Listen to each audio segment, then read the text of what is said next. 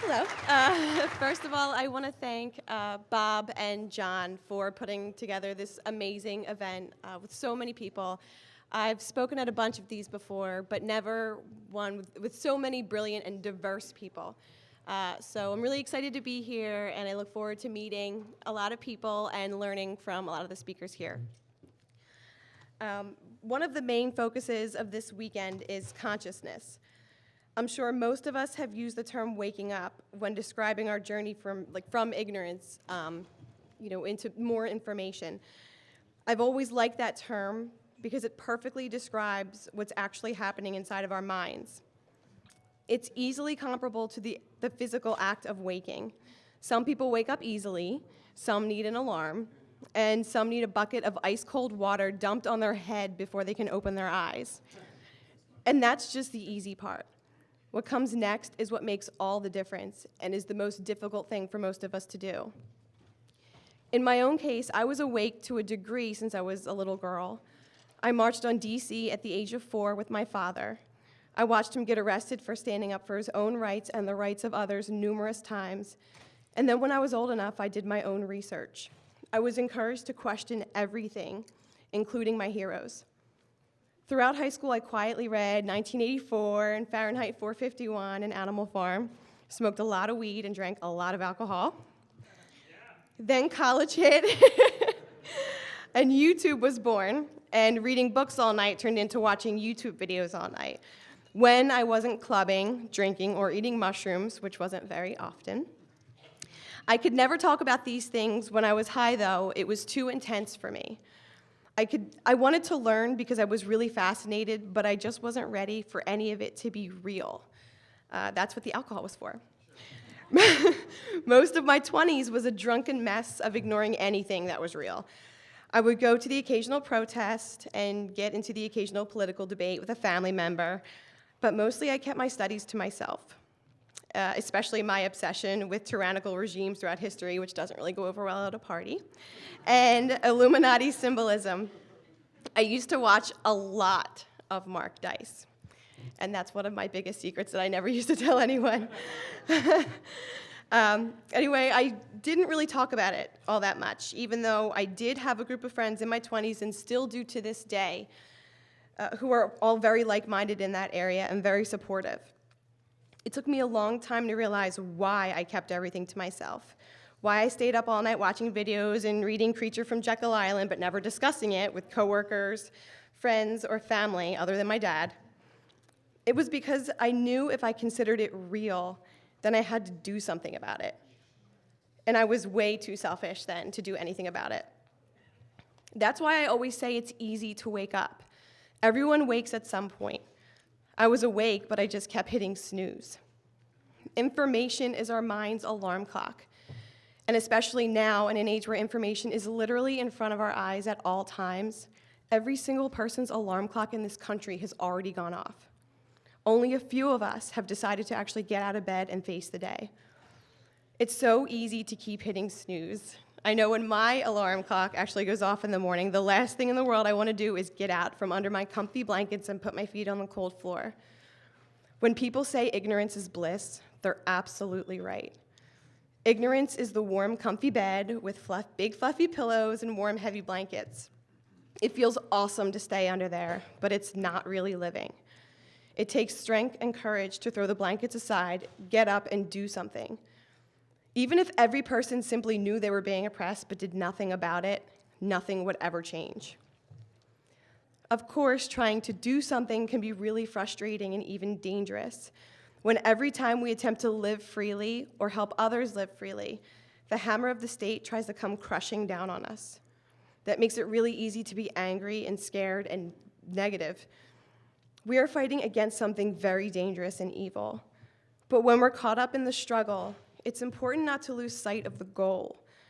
It's important not to focus only on what we're against, but remember what we are for. The reason to resist injustice is so that people can be free and happy. The reason to try and break the chains, mental and physical, isn't just so we aren't wearing chains. It's so that we can live life without them. With all the horrible things happening in the world, it's easy to feel overwhelmed by the negative. But if, while we're trying to improve things, we can't still find some positivity, some joy and happiness, then the terrorists win. Obviously, it's going to be a while before we have a truly free, worldwide, voluntary society. And in the meantime, we should make it a point to enjoy life, even as we try to make things better. Not only is this necessary for our own well-being and happiness, which therefore makes us better able to keep pushing things in the right direction, but it also dramatically increases the likelihood of our message spreading. If we scream at the world, telling it everything we're against, without telling it what we are for, why would anyone want to listen?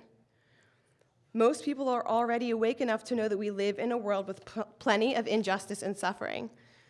We have to show them that there is an alternative. Complaining and pointing out what is wrong, even when completely justified, by itself does not empower or free anyone. Showing what the world could be does. The message of self-ownership and a stateless, voluntary society is one all-inclusive vision that allows every individual not just to think and do what someone else says they should, or to follow some central conformist agenda, but to live life in whatever way the individual believes he should, with whatever goals, whatever priorities, whatever preferences and values the individual has. Well, except for one. If your goal is to dominate and control others, you won't like a truly free society, and it won't like you. Other than that, and this may sound a little cliche, the possibilities are endless. Voluntarism is the idea, and the only idea, that allows for peaceful coexistence between people with very different worldviews, different visions, and different goals.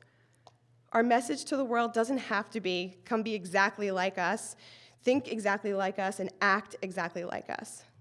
Our message can be, strive to be whatever you think you should be, and let everyone else do likewise. When we aren't trying to control each other, our differences no longer put us at odds with each other.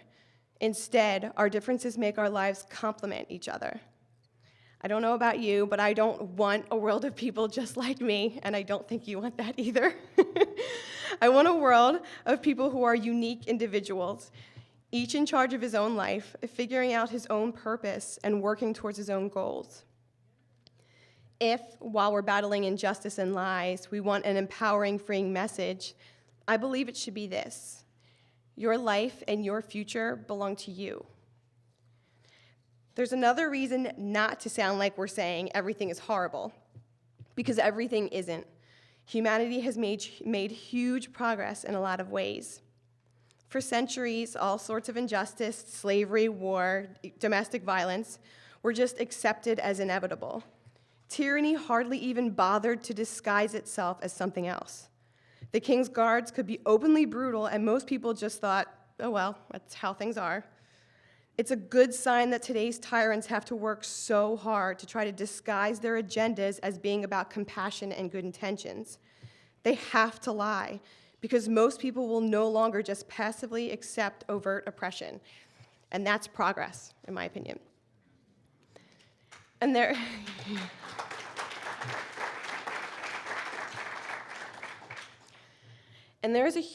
is huge progress in what people are thinking about and talking about. The fact that events like this are happening, and so far I haven't seen any drones or SWAT teams here, fingers crossed, is definitely a sign of progress. It wasn't all that long ago that saying the emperor has no clothes would get you tortured and murdered. And yes, even that still happens on occasion. But those in power are now completely incapable of silencing the message of freedom. Even in this country, it wasn't that long ago, a few decades if that, when very rarely, if ever, would you hear someone standing in front of a crowd or a camera proudly saying things like, I do not believe in flags or nations, I do not believe in governments and rulers, I am not beholden to any man-made authority or their so-called laws. There are now literally millions of websites, articles, videos, and books which are fully anti-authoritarian and pro-freedom. This message will spread until it covers the world. And in the end, there is nothing those in power can do to stop that. I think we always have to be conscious.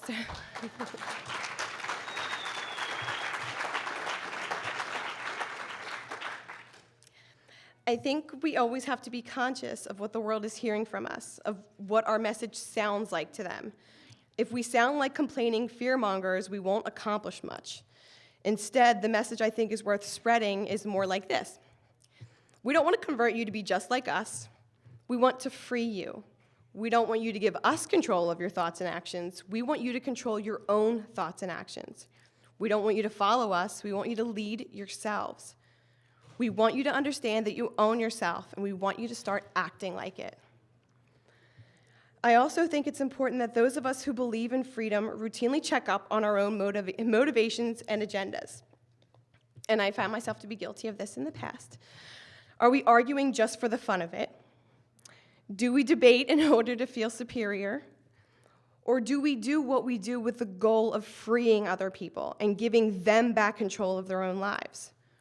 What we are doing is worthless unless the end goal is a world in which everyone, including people we don't like and have almost nothing in common with, can be free and happy. To achieve freedom for ourselves, we need to achieve it for everyone else too. For myself, I just don't want to be in some cool movement, in some exclusive club that gloats about how much we know and how little anyone else knows.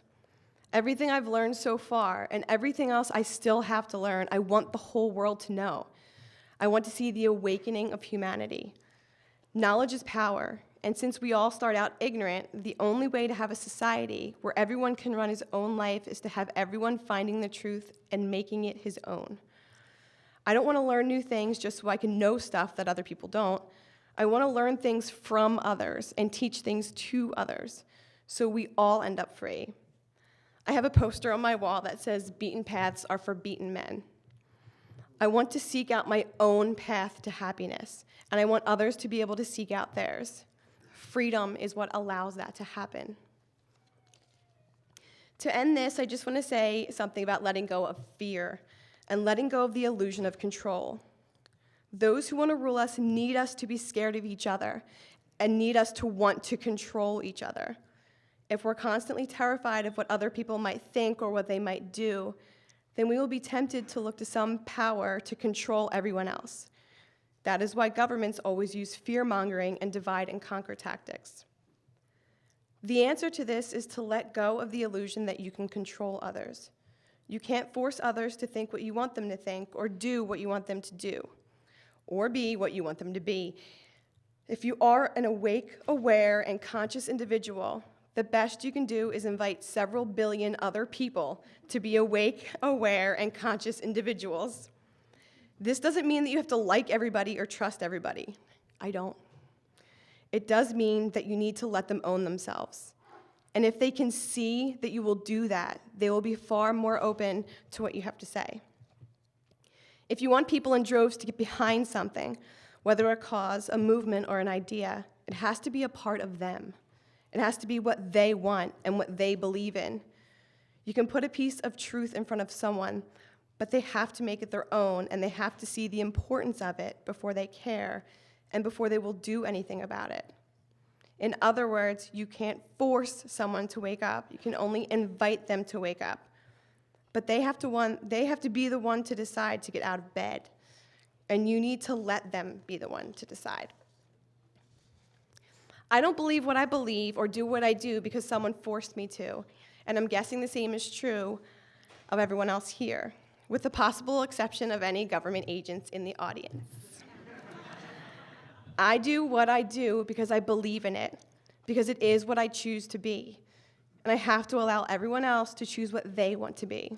But I'm quite confident that almost everyone, if and when he truly understands the concept of self-ownership and can see past the fear and the propaganda that those in power spread, will also choose to be a free, conscious, awake human being.